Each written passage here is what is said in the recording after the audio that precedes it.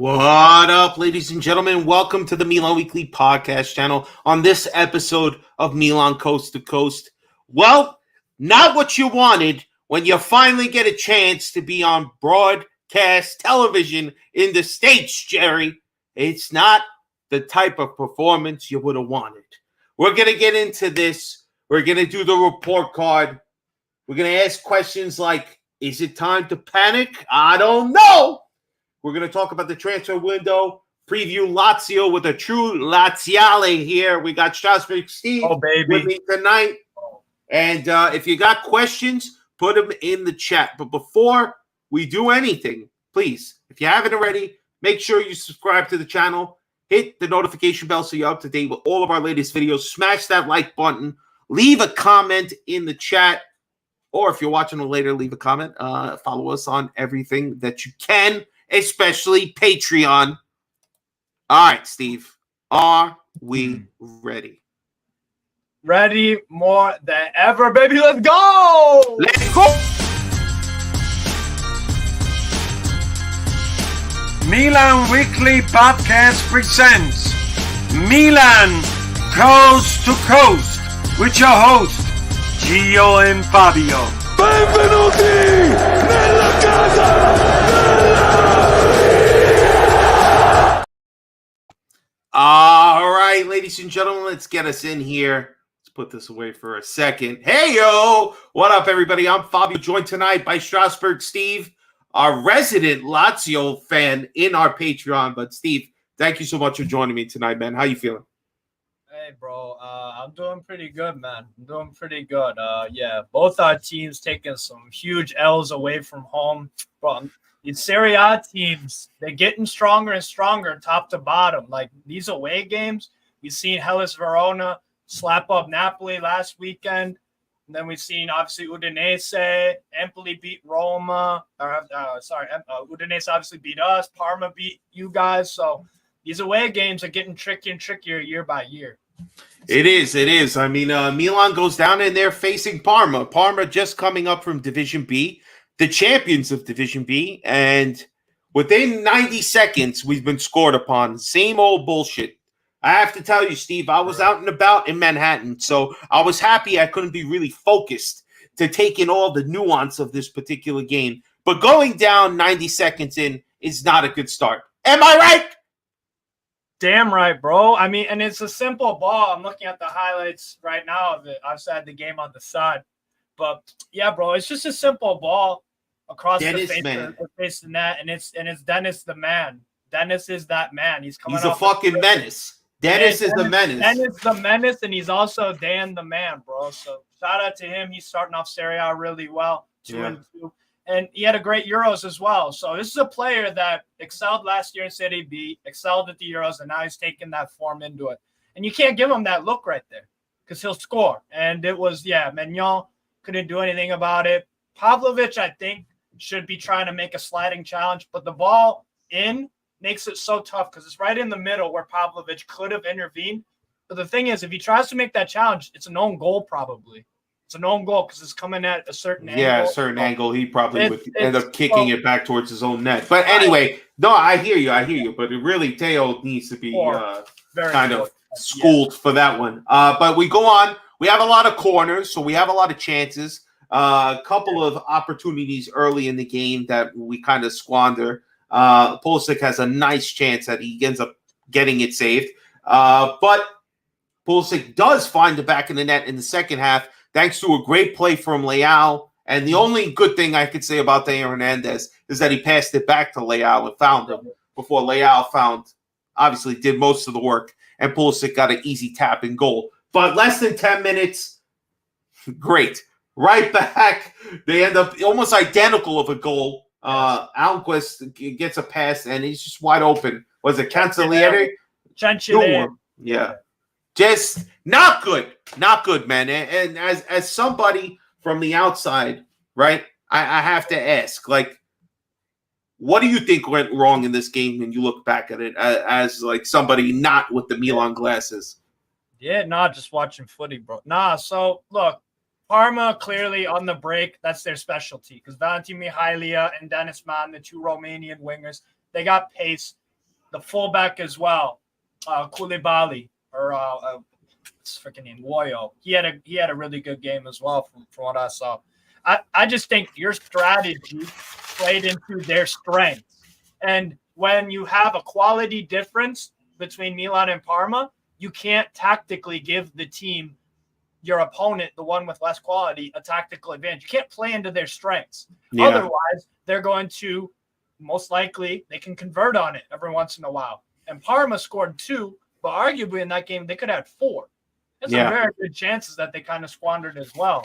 Yeah, they have Mike makes a huge the kick save. The leg save. Yeah. Oh my God, that's in like the extra time of the first half. That would have put them up 2-0. That would have been a game. Oh, we would have felt like a mountain again that we have to climb. But we just couldn't do it, man.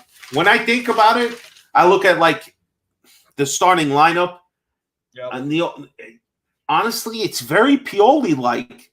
Again, going with Musa, going with Loftus-Cheek in that cam role, I just don't think he works out well, honestly. Why have we abandoned Chukwueze so fast?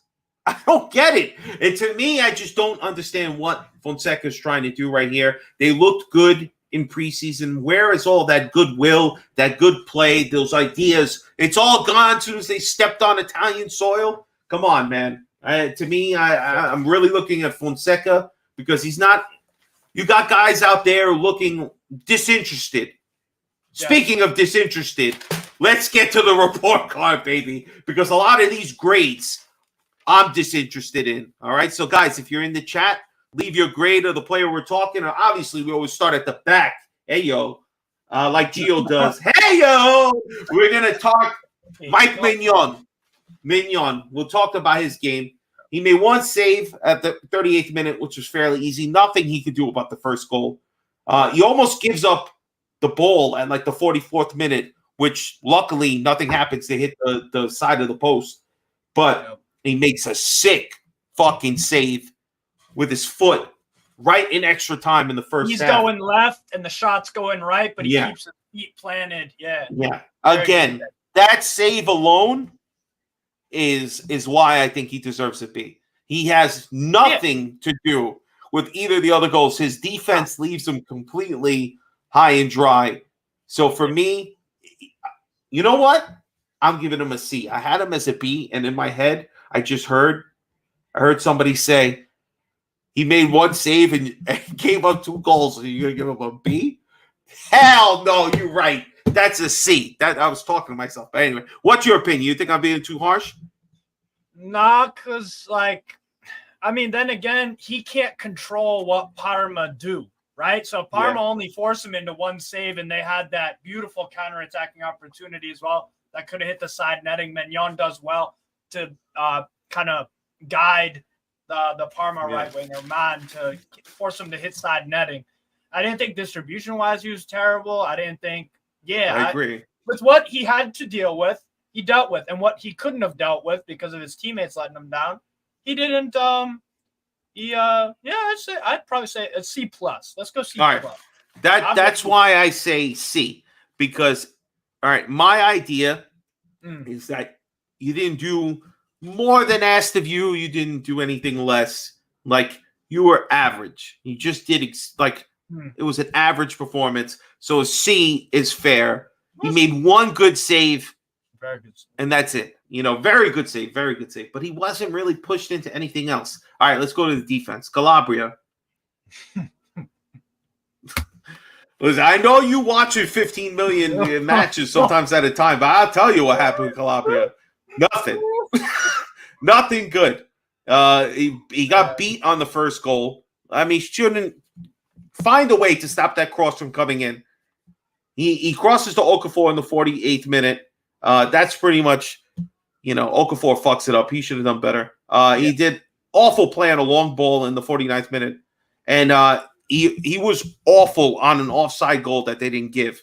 But he was terrible. Terrible. I'm giving Calabria a D. He actually should get an F because he's the captain. And, this is pathetic. Pathetic. And he got subbed out early. What do you got, bro? Yeah, it's an F, bro.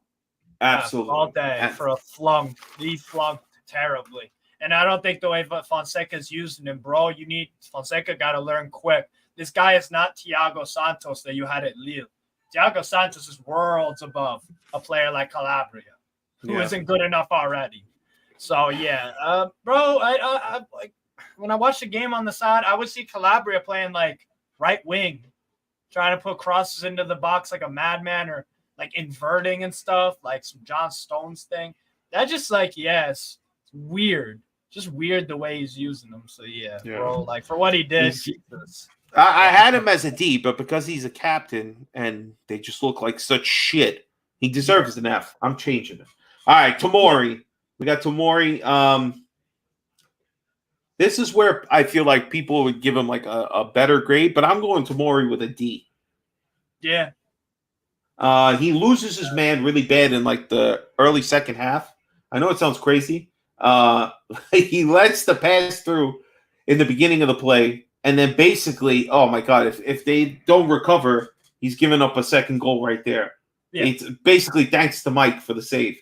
And he lets, come on, the cross, the second. I feel like D is fair. He did not look good. He lets the cross come in. He should have been able to do something better.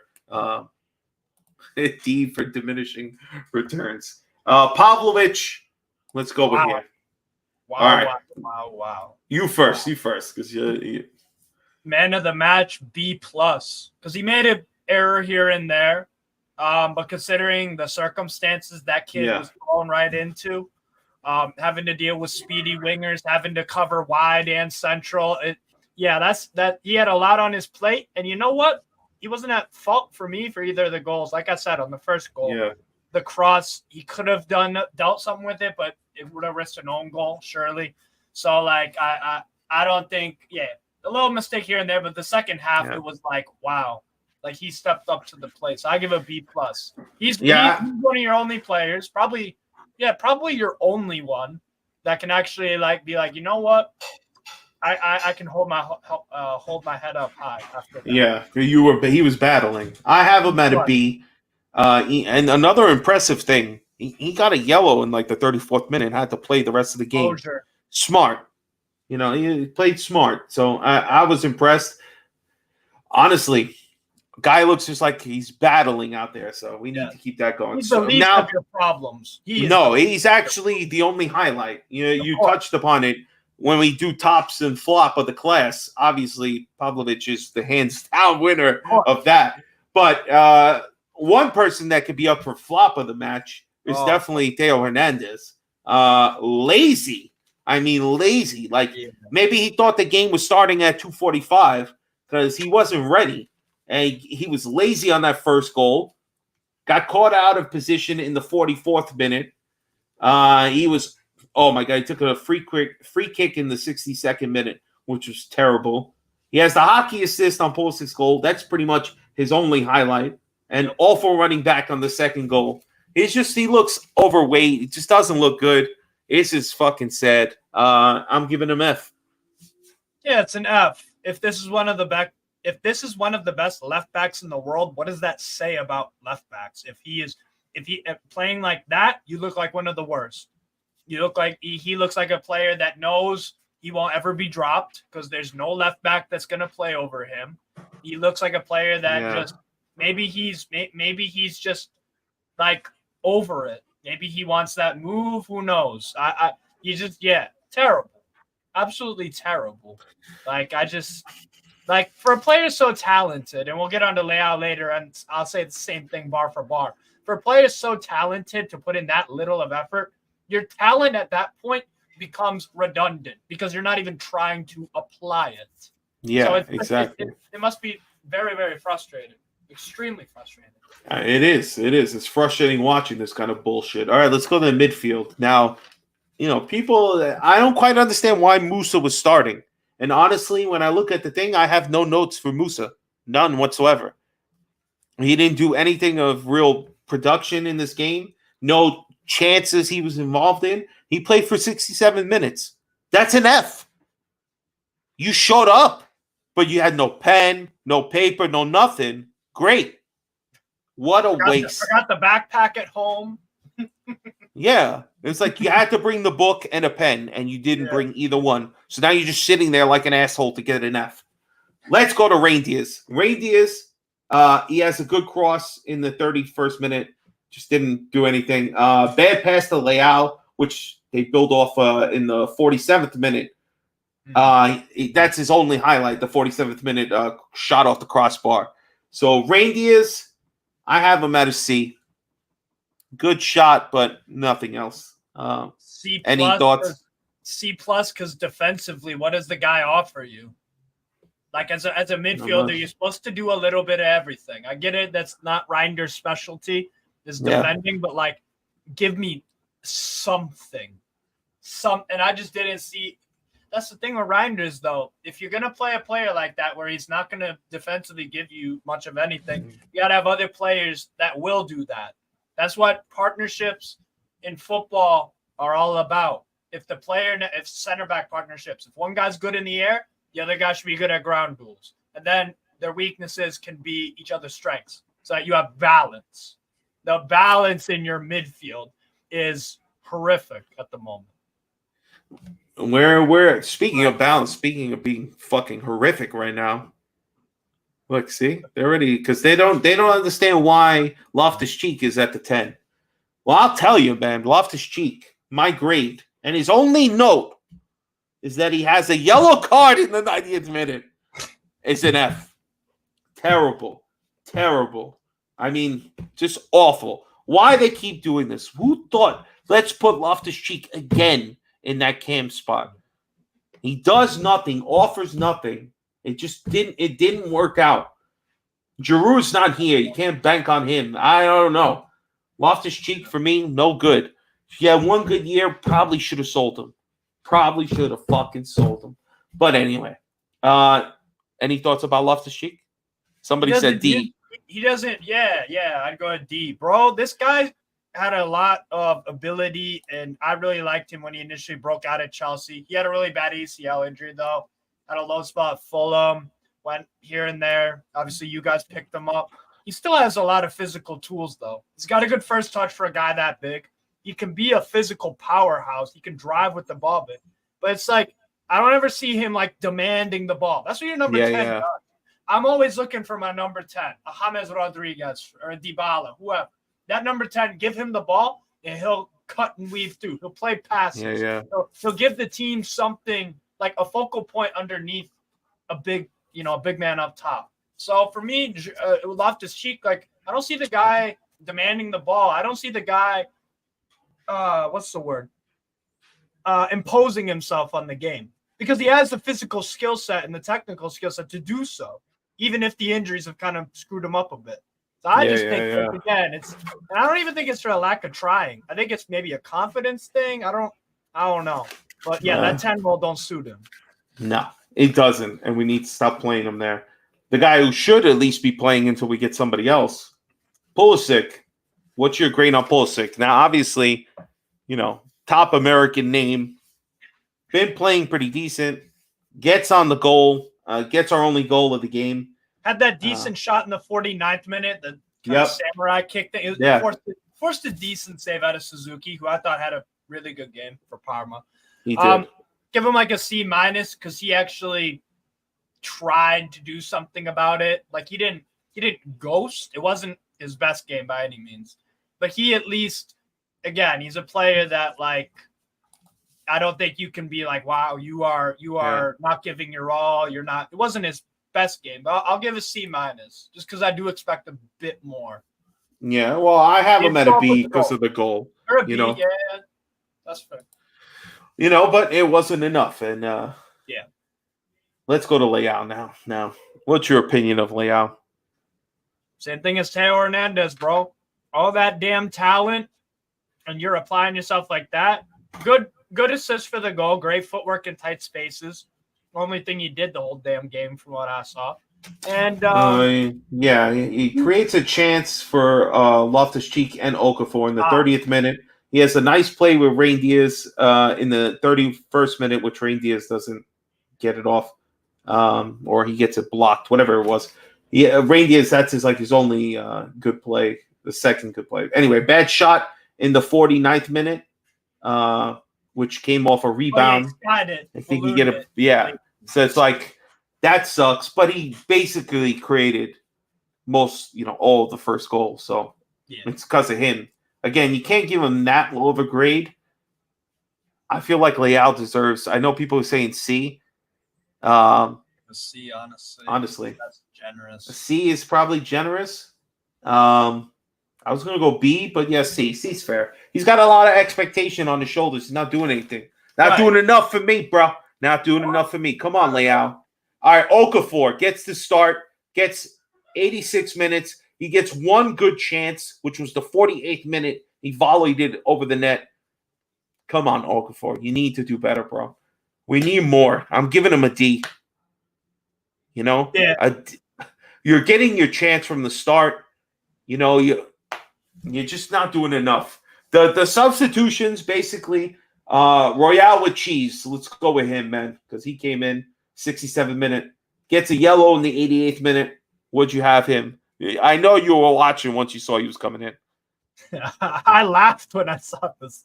I can't laugh, bro. I laughed my ass off because okay, Calabria's having a horrible game. Like, no surprise. So you have to bring on Emerson. I get it, but it is funny that in 2024, AC Milan are thinking that Emerson Royale is going to change a game of football when you're trying to get a result late in the game.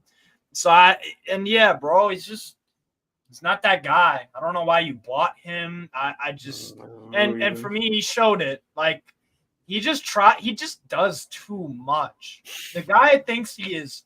He has one step over moment in the game but he's awful, bro. He is awful. I don't think being in a different league is going to help. I think he sucks. Not at all. Honestly, I don't think it's going to turn out well. But I have him as a D. Dreadful first 20-something minutes. Come on. You got to do something better than that. Fofana, he's only playing, 23 minutes coming in at the 67th minute. It's not a lot. I give him as just a C. And then Chukwueze Jovic came in the 86th minute. All right. You get no grade. Too late. You can't do anything. But Fonseca. So we'll let you go first. You're the guest. What's your grade on Fonseca this game? Seeing what he decided to do, how they played, So the way that Fonseca plays, and when you guys hired him, I was like, okay, this might be a good hire. But I do think that the players you have are not meant to play the football that he's trying to play. Like possession-based, front foot football. Like, that's what he's trying to do with the highlight. Yeah. I just don't think you have the players for it at this moment in time. You got a lot of athleticism, and in the good Pioli days, used to kill teams on the break with Teo, Leao. Pulisic had a good year last year as well, and Giroud. So I just don't think you have the players for the way he wants to play. So therefore, it's on the coach until he gets more of his players that you got to switch things up, play to the team's strength. That's what you got to do. And otherwise, stuff like this happens. Where, again, when we started this, what did I think? What went wrong for Milan this game against Parma? You played into their hands. You enabled their right and left wing, and also their fullbacks in Bernabe. Too much space and too much time, too much grass to run into and cause chaos on the break. They could have had 4 or 5 goals. Yeah. So you can't be doing that. So Fonseca got to adjust. He's got to adjust. So, and because he didn't, that's a D minus losing to Parma. I'm giving him a D from the start. I don't particularly like it. They don't look inspired. Inspired, right? I don't understand why Musa was starting. If it was because it was being put on national American television, that is an awful reason to why he's playing. All right, he should be playing because he deserves it, not because he has a fucking American passport. This high line does not seem to be working. They need to make adjustments. I don't know if these players are buying into Fonseca. That's the part that bothers me. I can't go too hard yet. It's only 2 games. But this upcoming game with Lazio, if we don't win and we lose 3 points again, come on, man. Now is that especially especially what Musa said after the game. Yeah. I'm not sure what the coach was asking of the team. What the fuck? One, why do you think that's a good idea to say in front of a microphone? If you don't understand, you make something up. Then you get back, you talk to the coach. He has an answer. Don't give the media and Milan fans and everyone something to talk about. Because that is a exactly. Be vanilla, say the same generic shit like all your teammates say. To me, one thing about Fonseca I had written down is that it just seemed very Pioli-like. It seemed like there's been no progression. You know, Pioli got a new hairdo, and that's it. Subs too late. Why are we making subs to Jovic and Chukwueze? Why is it Chukwueze not coming in earlier? Like, you let Loftus-Cheek play the whole fucking game. I mean, you should. You're borderlining on F right now, Fonseca. All right, you're in D territory. Let's start creeping back up the right way. Forget about C. I need a fucking A next week. Yeah. Anyway, but that's the report card, guys. All right. All right. Let's move on. All right. Obviously, we were kind of touching upon it, right? Who's your flop, by the way? Who was the worst? Hernandez, bro. That's my flop. Hernandez, man. Both the goals, there's something he's got to do with it, and it's not good. Yeah. For me, it's got to be Theo Hernandez. All right. So the topic everybody's been going on about online, in chat, all this other stuff, is it time to panic? It's 2 games in. Milan doesn't look good. We had a phenomenal preseason. We defeat Monza, and then the season starts, and we just fall to pieces. So you're a Lazio fan. You're seeing it from outside. Yeah. Do you think it's time to panic for Milan? It's getting there. It's getting there because if you lose to us, and then I think your schedule is you host Venezia, right? You host Venezia, and then the international break. And then you play. No. So it's the international break is after the Lazio game. So when you come back, we play Inter. I think. That could be panic central if you don't get a win before that Inter game. Then that's panic mode. So you're creeping up to it. And if you I think you're right. I think we play Venezia first, then we play Inter the following weekend. I'm just getting the weekend. I think you're right. Yeah. But either way, we're approaching that Inter game like we're going to be killed. All right, this is looking bad. And now this is how the table stands at the moment. Milan's at 14th. Yes, come on, it's only 2 games, But look, already there's a gap. We're starting to fall behind. If we were to lose to Lazio, we're really going to stay at that bottom half. It's going to be very hard to get. It's not ambitious. It's not what you want. To me, it's not good, baby. So I'm not panicking yet. But if we get to that Inter game and we only have like 2 points, man, I'm going to start thinking that this season is going to be a waste of time. Yeah. And that sucks. That Inter game, that will – but then again, if you lose this weekend, then to me, probably is panic mode. Because I think so. Then you have an international week for everybody to just miserable. Exactly. It's not like there's a game midweek where you can just be like, fuck what happened then. We need to get this game.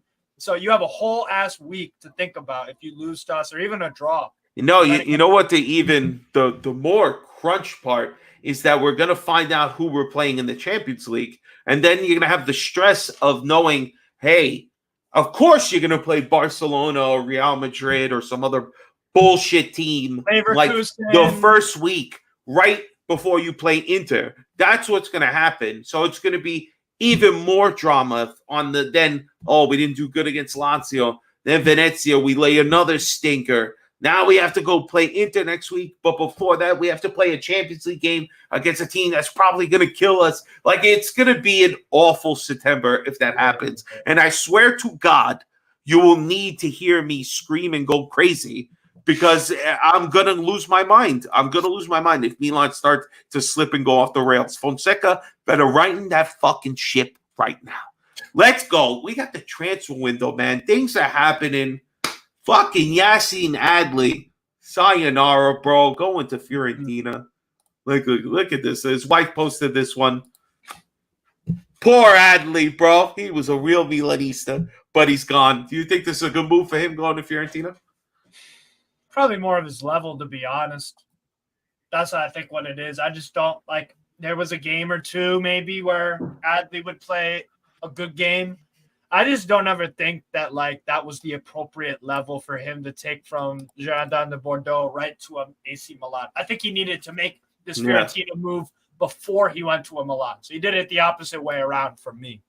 Because he was decent at Bordeaux, talented on the ball, can pick passes and stuff. He's got good vision and all that, but I think the game sometimes just passes him by. I just think so. I think Fiorentina, they'll have. I think that's more of his level at the moment. Let's see if he can excel there and see what happens. But yeah, I think it's a good move for him, to be honest. Yeah, I'm sad to see him go. I think he was a solid, team player, knew his role, but not high enough to stay. Honestly, exactly. We don't need more guys that want to sit on the bench. We need guys that are going to push the starters. He's not one of them. All right, this guy's been talking since we lose a midfielder. We also lost Pobega to Bologna, but this guy's still not signed. But all of a sudden, this bullshit keeps popping up again. Now, according to this, Fabrizio Romano said, who knows if any of this is even true, but that's within like 5.5 million for this guy. Now, why is he still not signed then? Is he really like nobody wants to pay the 5 million that he's asking? But I don't know. What's your thoughts on Rabiot? I think he's rubbish. I think he's absolutely rubbish. I think he's a complete waste of time. He's a waste of talent. This guy is the 50-50 pullout master. I hope if his wife, if he's got one, I hope he's got that pullout game just like he does for certain Juventus and France games, bro, pulling out of bear tackles and challenges, bro. This guy ain't it. This guy is not it.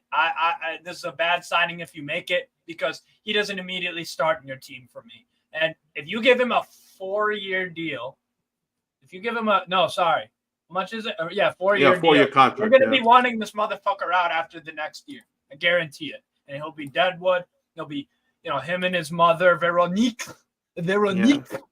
Yeah, they'll be causing all this stupid drama. And I think he's rubbish. I wouldn't take him at Lazio. I wouldn't take him at Strasbourg. This guy is an MLS Saudi player. He's rubbish, bro. He's a waste of talent. It's a complete waste of talent. Again, because he doesn't apply his talent. You've already got 2 players. Yes. The 2 most talented ones that are doing that. You want a third? I don't think you want that. No way. All right, so this is creeping around, but it might have changed already by this point because it's saying maybe Benacer is actually inclined to stay. But if this team is offering 30 million, you sell him to buy another player. But I don't know. What do you think? Benacer is one of our key midfielders from our championship year. He's the last remaining one. Do you think we sell him for 30 million if this is the case, or what's your thoughts? I'd be selling him because what did you just say there, bro? From your championship season. How many years ago was that? 3? 4? So, and we haven't seen that top Benacer since then. I think injuries have screwed the guy a lot because then he's always got to come back in. Then he gets injured again after a few games. I feel sorry for him because he is a really talented player. I like him. I don't have questions about him like I do with Rabiot in terms of, he's not a character that you would be willing to fight with. He I just feel like, again, the injuries have kind of just screwed him. I feel bad. I really do feel for him because I like the player a lot, but I do feel like, moving on would probably be because you haven't had that form since you won the Scudetto. Am I wrong? No. And we're looking now, supposedly, and here that even Roma is looking to steal this guy from us. So Kone, he's coming from Mönchengladbach. Maybe if Benny gets sold, we buy him. I don't know. What do you know about this Kone? Again, it's a player. I really like him. Again, he's talented. He's got good vision, willing presser. So he would fit the way Fonseca wants to play. I think he does have to shift to a 3, though. We'll see if that happens. But I like Kone, but the injuries are a bit worrisome because last year he did pick up quite a few injuries. He's super talented, though. He is super talented, and I think for that fee, I would do it. I would do it for sure because I do like what I see. But the injuries are a worry. Yeah. All right, so there's one thing that this guy is peddling this online, and to me, I feel like Theo Hernandez. I feel like everything that happened with Maldini was probably going to push him eventually out, but his partner is always the one that didn't want to leave. So now this guy is coming back again after this post from back in May, saying that 4 months ago, he was unhappy with AC Milan. He was keen on a new challenge, looking for his way out all summer, even though we really didn't hear that very often from anybody. And there's been no suitors. He wants to try a new league. Maldini's departure was a disappointment too far for the Frenchman. Wow. You know what? The way he's playing so far, holy shit, man. Seems like this fucking guy might know what the fuck he's talking about. Yes. He certainly doesn't look like a player that's happy, hungry. And you are seeing good performance from, again, a player that struggles a lot with consistency. He struggles a lot with consistency. And I wouldn't be surprised if this is true at all, because you're playing like it. The actions speak louder than words. And his actions show that, he just doesn't look arse sometimes. And this is the thing. He's still young. With Rabiot, I've seen years of the guy acting like this. So I know that's his character. That's who he is. But with Theo, you either have to move or you have to stay and actually genuinely feel it in your heart that you want to stay. Because otherwise, you're going to play half-hearted like he is right now. All right, so last thing off the transfer window is this conversation about Tammy Abraham for Salamanca's and $10 million. Now, some people are saying that if you give him $10 million to do this trade, you might give him the money to go sign Kone if Milan really wants him. But I don't know how serious they are on that front. I don't know. I mean, why are people holding on to Salamanca so much? Why is he like, the fan favorite? Like, all right, I get it. He looks like he tries hard, looks like he loves being on Milan, but what the fuck, man? Didn't we all hate and bitch and complain when he was our right wing option? And this guy's been playing him all over the place. So we want to go backwards.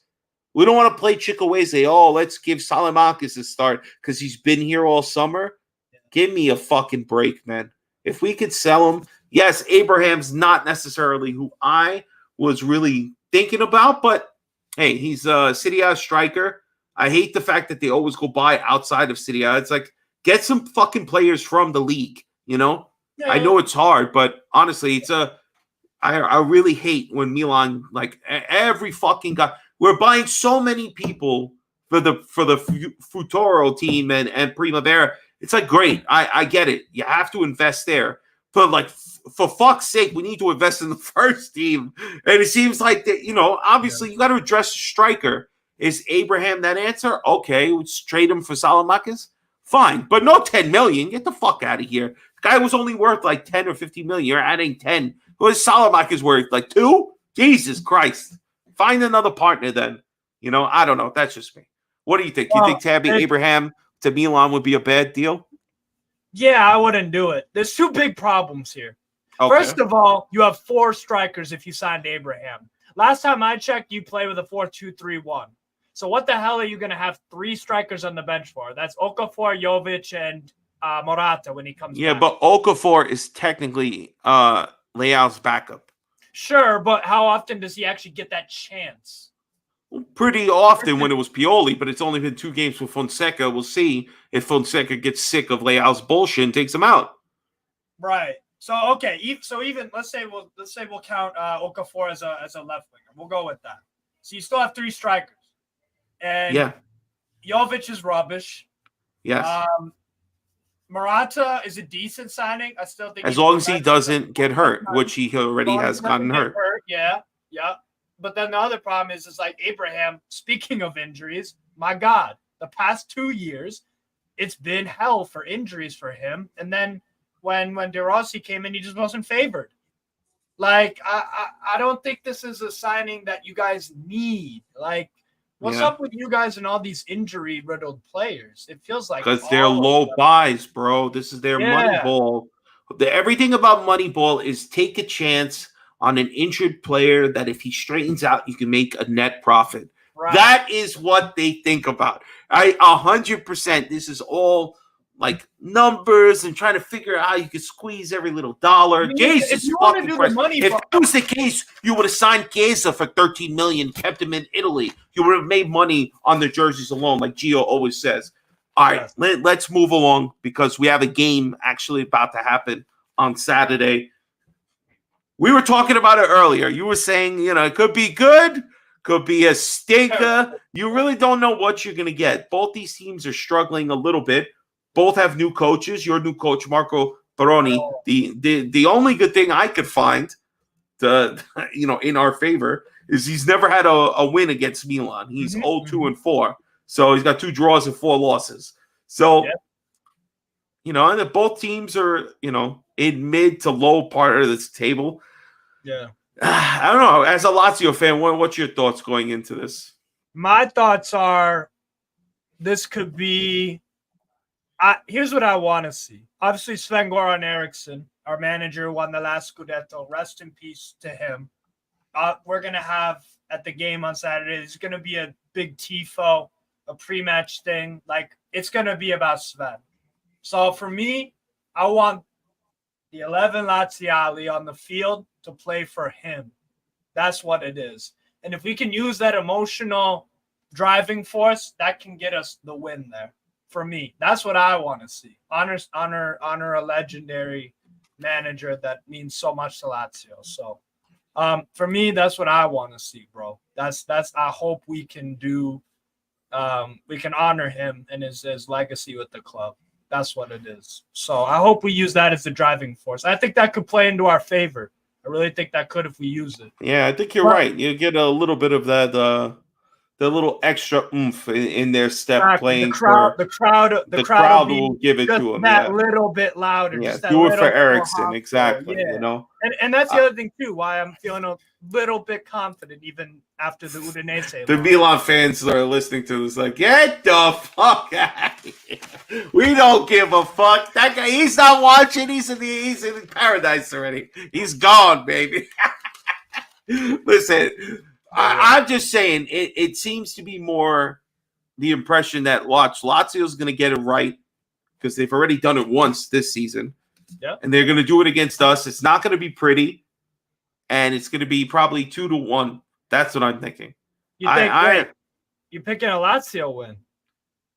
Yeah, I don't have faith right now. We look terrible. We look terrible. I need to see it on the field. This one, I'll have the whole game to sit down and really analyze what I'm watching here. And I'm expecting a team to have some desperation, have some fight that are going to go out there and actually try to win the game, impose their will on the game. That's, I don't know what the hell's going on. Somebody's got to take the game by, the balls and make their will be felt. Score a goal, create an assist. Let's go. Like, don't wait until the 80th minute. Go out with the hunger from the moment. Like, remember when Leao scored that goal like fucking 7-8 seconds? Like, do that shit again. Fucking attack. I want. They should be having a bet. Everybody on the team puts up $100. First person to score a goal gets the money. Like, I don't give a shit. Whatever the striker's got to do. Maybe that's not great because they'll like be purposely selfish. But you know what I mean? It's like, get out there and do something for God's sakes. Yeah. No, and that's exactly, bro. That's all I want to see out of Lazio. I want to see some hunger. We have the home crowd and all that, and we need to take advantage of circumstances. You guys are not in a good state right now. No, we got to bounce back after the Milan. My biggest concern going into the game, though, is the opening 10 minutes of the 2 Lazio games this year under Baroni have been horrible. Horrible. No fucking. This idiot Fonseca will be in the CDM role. Oh, my God. Wait, did he actually say that? Oh, my God. I'll address this. We'll talk about this in a minute. My biggest concern going into the game is the first 10 minutes of the game against Venezia. Venezia scored 2 or 3 minutes in, and then we have to score the 11. Just like us. And the Udinese away game, Tolvan dribbles through the whole motherfucking team, and they score about 10 minutes in. So we've started games horribly. And if Leao is up for it, if he's got that hunger like you want him to show, and that I'd hope he'd have a professional bone in his body to do that, I fear we could go down 1-0 early. So I think that's where my biggest concern is. We started off the game very just like kind of like meh, just like we're in La La Land. Like the game hasn't kicked off. So that's my biggest concern going into it. And also the defense, because we have a good goalkeeper in Provedel, very good goalkeeper Provedel. Our back four is meh. Lazzari's a decent right wing back. Romagnoli, your former boy. Yeah. Kind of up and down form. Casale. I think Patrick should start for us. We need to get Marusic the fuck out of here. He's garbage. I want to see our new signing, Nuno Tavares, play left back. Midfield 3 should be Guendouzi, Deli Bashiru, and I want to see Rovella in that deep role. And then the front 3, I want to see Noslin, Zaccagni, and up top, I want to see Bouladia play. Noslin's pretty good. He came from. He's got that. What was he? Right? Yeah, and he's under Baroni. So I want to see him because he had a decent game against Venezia on the right. He's got that pace. If you play with the high line, Noslin, Chawana, Zaccagni, they can exploit that space. Great. That's what I'm hoping. Great. I hope that happens. And also, no, listen. I'm expecting Fonseca to get his shit together. All right, that's what I'm expecting. I'm expecting him to say, you know what, Fofana, I don't give a shit how long you've been here. You fucking started. Get out there. You and Reindeers, you're going to be the starting midfielders. All right, it's the last time I'm going to do this. But put in Pulisic, put in Chukwueze, and put in Leao. And at the striker, you go again Okafor. You keep forcing him down the fucking throat. You let these motherfuckers play. Enough with everybody else. Deo, you have to still go with Tomori and obviously Pavlovic. And then, honestly, you have to play Calabria. Do not start with Royale. Royale stinks. I know it's like, why'd you bring him? But no. Just keep him out. If he's not good, he's not good, guys. Yeah, it's two terrible options. Yeah. He's not good. Just stay with fucking Calabria. Just stay out there, just battle. That's it. Don't fuck me, Fonseca. All right. Let's move on. What would your 11 be, real quick? What would your right 11 now? It would be Mike, and then the back line would be Teo, Pavlovic, Tomori, and you have to go Calabria. I mean, what the fuck? Royale with Cheese just got here, and already he doesn't look like anything special. Like it looks like a clown. He can't defend. He cannot. Yeah, great. Exactly what we needed. Another fucking midfielder who can't defend. That was on the fucking list. Yeah. For 13 million. Give me a fucking break. All right, so obviously Calabria. Then my midfield right now has got to be Fofana, and you have to play Tijani. I mean, Tijani is the only him, and I think Fofana will be the best two of the options. And then you play Pulisic at the 10. Fuck what everybody says. Play Chukwueze on the right, and play Leao on the left with Okafor at the top. Like, you let those motherfuckers roam. Give them a chance to pass the ball. Attack. Be smart. Not everybody overlapping at the same time. Like, somebody. That's why hopefully with Fofana there, he can kind of hang back and let everybody else do most of the work. But he kind of stays back with the defense. I don't know. It could happen. Maybe we choke again. I don't fucking know. The only questions we got in the chat here are, honestly, Jesus Christ. I'm looking. We don't have the players for a two-man field. I agree, we don't. This is why we should have been doing this a long time ago. If Fofana, if Fonseca needs to change his formation, all this other stuff, one, he was ill-prepared to come back to the Italian league. He should have stayed in France. That's what I mean. Like, even the coach-wise, why didn't we look in Italy? You needed to take a coach that is used to the fucking league. You go again to a guy who's outside of the country, who did not have really a lot of success with Roma. We go to him and expect a different outcome. Right. Honestly. Would you have taken someone like Alberto Gilardino at Genoa? Would you have taken him? I mean, honestly, at this point, it looks like it would have been better. But, I like him a lot. You guys will know. Like, I talk about Gilardino all the time. I think. I know you do like Gilardino. You're right. He's a decent coach. Because you know what it is? It reminds me of when I watched there. Not the same style of football, not at all. But it's what I'm seeing at Sassuolo with De Zerbi. Like, he stood out as a coach because he didn't have the best team, but he did some impressive things with Sassuolo. And then look where De Zerbi is now at Olympique de Marseille. So I think Gilardino could easily follow that path. I think he's on the way up.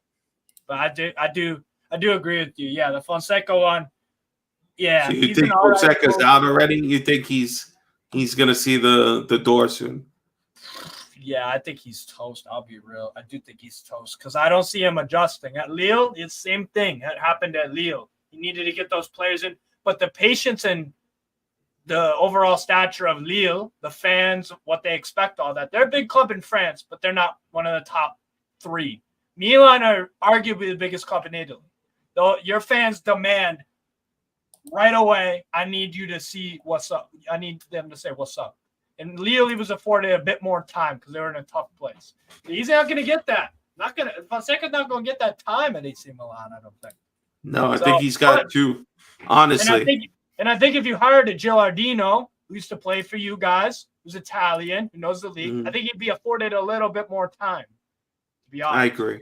I think we should have looked somewhere, but we'll see. Fonseca has a couple of games to straighten out the ship.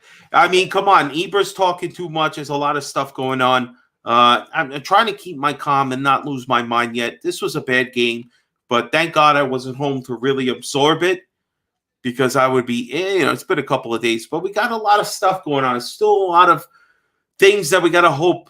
We could have a big fuck you coming with that Champions League draw tomorrow, but hopefully we get a favorable draw and, we have a big matchup right before the Inter game. Well, it's just like 3 or 4 games coming for Fonseca that are pivotal to his future here with us. All right, let's get into parting shots time, baby. It's final. All right, so first things first, I wanted to just say, big ups to you because I know you are a Lazio fan, yes, but you follow a lot of other clubs. I don't really condone this multiple club nonsense you got going on, but you do it, and I don't hate on you for it. You're like probably the only one. But your boy checked into the chat earlier. He just wanted to let you know, you guys missed me yet? You were saying you think one day you can see Tonali going back to Milan. Yeah, I could definitely see it, but I'm enjoying his time in Newcastle so far, bro. Yeah, he's How did he look today? The return? He didn't look like a player that didn't play a professional match of football for 8 months. That's for damn sure. He looked like it was just back into his best. So, yeah, he played a solid, like a 7 out of 10 performance tonight. Some great, bro. The thing with Tonali is he's got that vision on the ball. He does the nice and simple stuff so quickly. Square ball here, square ball there. Quick decision. Make the tackle, win the defensive header. He's a wonderful player, and he's a fan favorite. Oh, yeah. He's a great dude, man. We've had, Gio always mentioned he's a real one for showing up in New York and coming to find real Milan fans. So that's why we always love him. But what's your parting shot, bro? My parting shot, Lazio, if you're watching this video, if anyone from Lazio is watching this video, thank you. Please subscribe to our channel. Smash the like and subscribe. Look, win the game for Sven-Goran Eriksson. This guy is a legend of our club, the Scudetto winner. He done some crazy stuff in the 90s, early 2000s. Win it for Sven, right? He passed away due to cancer.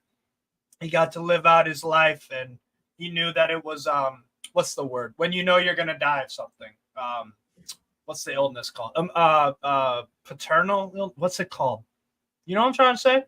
Like where you know you're gonna pass away, kind of thing. So he got to live out his life and do the things he loved, and so he's gone. R.I.P.